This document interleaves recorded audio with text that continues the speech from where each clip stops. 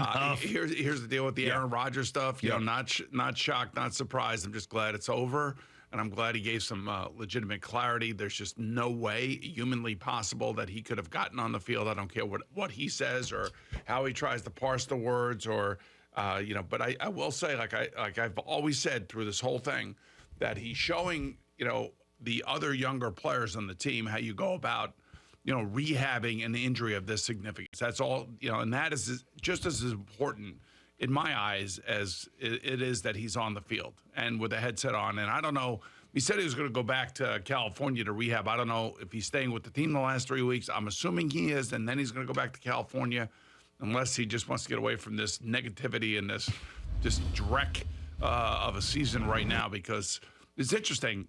I don't know who's going to play quarterback for the Jets at the present moment this week against the Washington Commanders. We should find out today from Rob Saleh. That hopefully is the answer, as long as Zach's still not in any sort of protocol. We should find out today, and I would assume that if Zach is healthy, that he's going to play, because that's what Rob Saleh said. He's going to be the starter for the rest of the year. And if I was Zach, I would want to play this week. It's against the Washington Commanders. You would have a chance to actually have a pretty good game. And, quite frankly, the best unit in this week's game coming up is going to be the Jet defense. You're not playing against Tua Tagovailoa and Jaylen Waddle. You're playing against Sam Howell, who is often sacked and throws a lot of interceptions.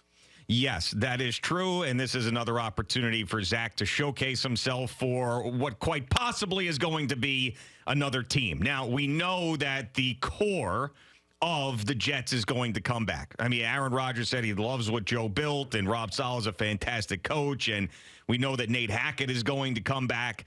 I can't imagine that they would have Zach as the backup again. It just has to end, and they're going to have to get some. Kidding, it will end. It has to. Well, it will. I mean, how many times have we said it should have ended prior to this? Until he's gone, I don't think he's gone. Take it with a grain of salt. He's going to the freaking Minnesota Vikings. He's going to get traded to the Vikings. No.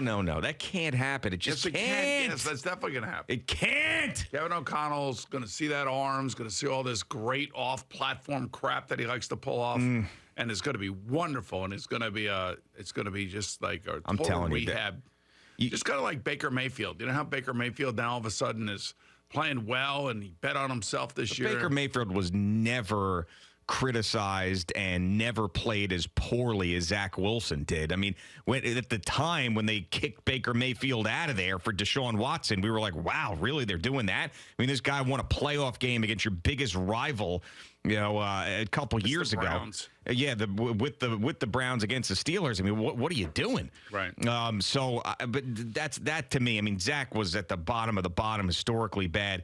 I mean, I would truly believe in football gods in a negative way that are torturing me if Zach Wilson ended up with the Vikings, because you can't tell me that something isn't at play just trying to ruin my life, to go from me sitting here for years killing Daniel Jones, thinking he shouldn't be the Giants quarterback, then him playing the game of his life in a playoff game against the Vikings in Minnesota and beating them and getting a $40 million contract and making me look like the biggest fool in the world. And then here comes Zach Wilson, who I probably criticized 10 times worse than Daniel Jones, and then he ends up as the quarterback of the Minnesota Vikings? 100%. Come on! Yeah. Why? I mean, do you know something that other people don't know? You're just doing this to F with me. Look, there are 31 other teams. Yeah. And, I'm telling you he's going to the Vikings. Phil Simms is telling you he's going to Kansas City Chiefs.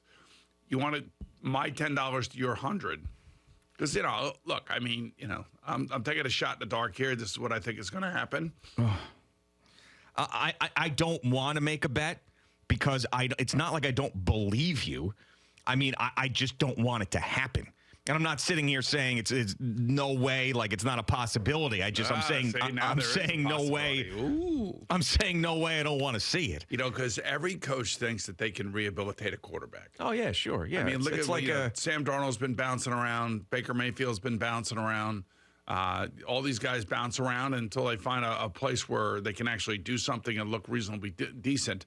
And one thing I will say, and I said this to you as well, Baker Mayfield in New York would have been great.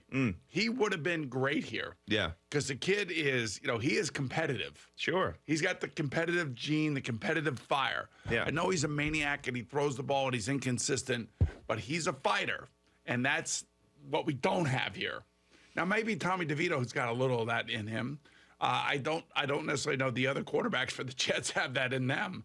But Baker Mayfield's a fighter. You can say whatever you want about him. You can say about, every now and then he'll throw one in the first row. Every now and then he'll throw a bad interception.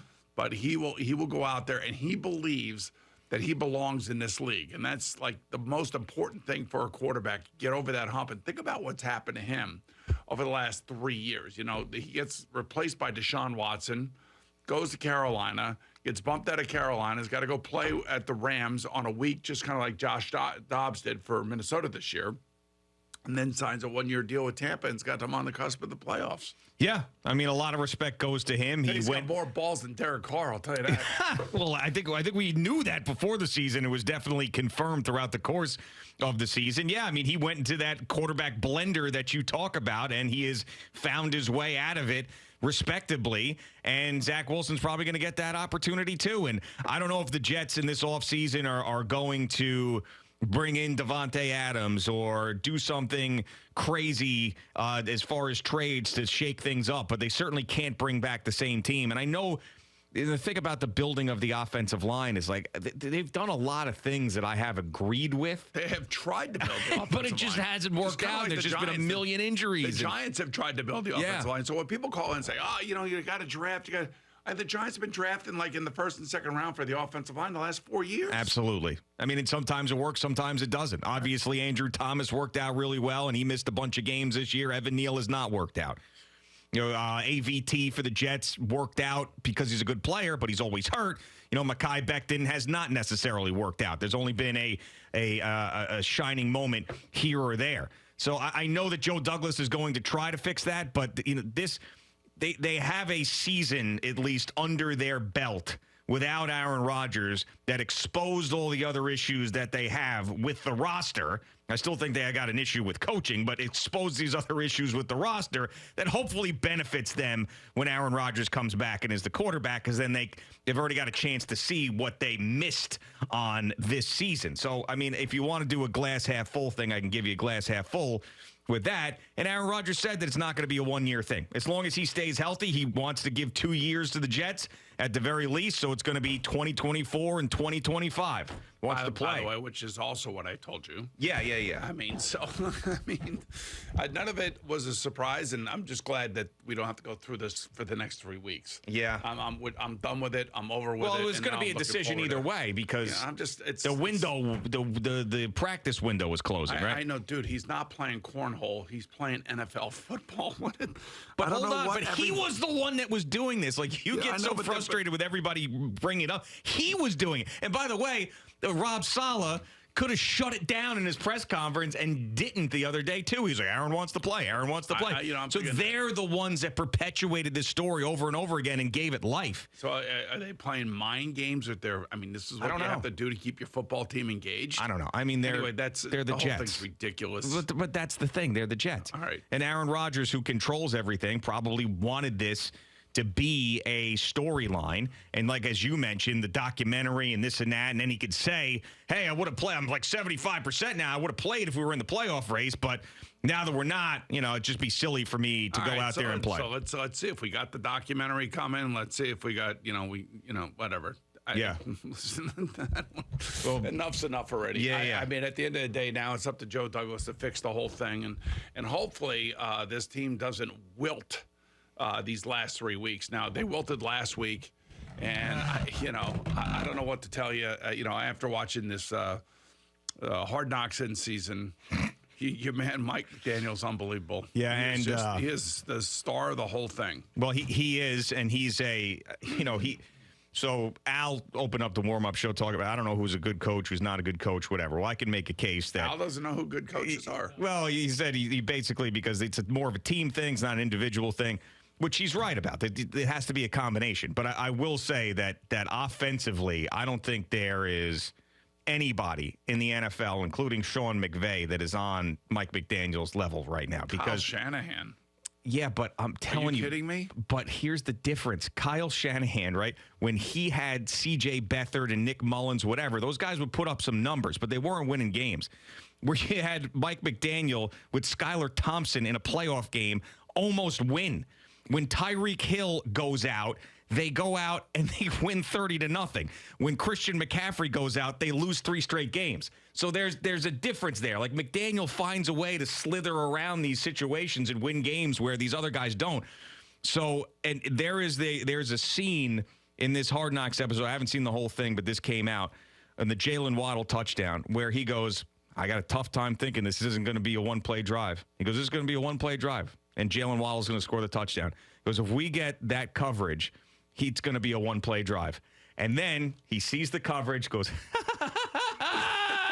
here it comes. That's right. Tua drops back, bang, touchdown. There it was. I mean, and meanwhile, Rob Saleh's standing there with his arms crossed while Mike McDaniel is running around going, I told you so. I mean, it's incredible. Now, let me take you back to that game, and let me take you back to yesterday, what I told you about that particular play. What happened on the series before that for the Jets? At 10-0, the Dolphins punt to the Jets. Yeah. The Jets offense does what? They went 3 and out, right? That's exactly right. Yeah. And that was the difference between this game and the Houston Texan game. Mm-hmm. This game, you can't go 3 and out when you're down 10-0. This game, you got to go down the field. You got to be competitive. You got to score points. You got to keep your defense on the sideline, and you got to try to get back into the game. You can't go 3 and out in that situation, and that's what I'm talking about when I'm talking about pushback. Houston gave no pushback to the Jets, especially in the second half with all the injuries. Yeah. And that's why I do somewhat minimize that victory and the way that victory went and how well Zach played. Because the team that they were playing against was completely decimated by injury and had no offensive pushback whatsoever in the second half. And that's why those series, like the Jets had right after that Dolphin punt, 3 and out, great field position for the Dolphins on their 40-yard line, and boom, 60-yard touchdown pass the next play. Yeah, I mean, the phrase, he's playing checkers and he's playing chess is overused, but that's the best way to sum up what happened in that situation. But the point being is you could be Rob Saleh and you're going to put DJ Reed out there because you have confidence that he can cover guys, and he has. 95 times out of 100, DJ Reed or Sauce Gardner are going to cover their guys. It's just that one time where they're not going to cover their guys, and it's going to end up being a touchdown because they have so much confidence in them playing man coverage, regardless of who they're playing against, that they're going to play a lot of that. No, tell me if I'm wrong, because this could be the layman's football thing. Tyreek Hill's not out there, right? Tyreek Hill's not out there. Jaylen Waddle is the number one option a million times over. Your best corner is Sauce Gardner, not DJ Reed. DJ Reed now is one-on-one with Jaylen Waddle, and he just burned you for a 60-yard touchdown. He's a really good corner. He's a really good corner. And here's the other thing, too. Everybody thinks that, you're sitting in there and you're going to be changing your game plans from week to week. You are going to tweak your game plans. But in order for your team to really play well, you might put 5 or 6 different things in there, and you may use them a little bit here, a little bit there. But ultimately, you have a foundation of a defense, a foundation of an offense that you're going to end up using pretty much throughout the entire year. You may tweak some things against a certain defensive look that you may see. Like the Miami Dolphins know that the Jets like to play a lot of man coverage. Why do they know that? Because these cornerbacks tell us how great they are, right? How many times are they telling us how great they are? Yep. And to DJ Reed's credit, after the game, he took ownership of that one play. But my point is on the other side of the ball. You can't go 3 and out in that situation. You just can't. Yeah. I mean, but to be that prepared, to know what was coming, to have faith in your players, to practice that, the accuracy, everything, the speed of Jaylen Wadd. I mean, they knew everything was going to work out because they're just that much better. He's that much smarter. I mean, it just was. So the Jets play alpha man defense. Alpha man? Yeah, alpha man means. If anybody knows alpha man, it's you. That's right. Yeah. And that's a lot of man coverage. It's a lot of man. It's a lot of man right there. Alpha man, yeah, sip that throat coat. Sip that. Coat your throat. That's why I'm coat your throat. Alpha man. Yeah. Thanks so much for watching the video. Please like and subscribe. And don't forget to hit the bell so you're notified when we're dropping new content.